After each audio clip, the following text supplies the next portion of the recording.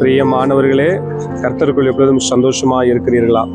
இன்னைக்கு பாருங்க, இந்த வார்த்தை பாருங்க, எவ்வளவு சந்தோஷமா இருக்குது பாத்தீங்களா? இந்த வாத்து இந்த ஏரியில எவ்வளவு அழகா ஒன்றோடு ஒன்று இணைந்து எவ்வளவு அழகா எவ்வளவு சந்தோஷமா இருக்குது.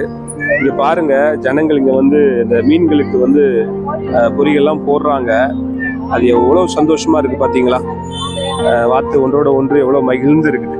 வேதம் சொல்கிறது, பிலிப்பியர் 4:4 சொல்லுது, கர்த்தருக்குள் எப்பொழுதும் சந்தோஷமா இருங்கள் என்று வேதம் சொல்கிறது. இன்னைக்கு நிறைய வாழ்க்கையில சந்தோஷமே இருக்காது. ஆண்டவர் நன்மை செய்தா மாத்திரம் அவ்வளவு சந்தோஷமா இருப்பாங்க.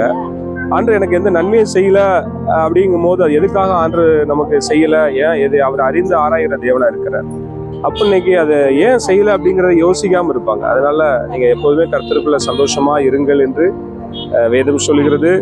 மறுபடியும் நான் உங்களுக்கு சொல்கிறேன், நீங்கள் கர்த்தருக்குள் எப்பொழுதும் சந்தோஷமா இருங்கள். தேங்க்யூ.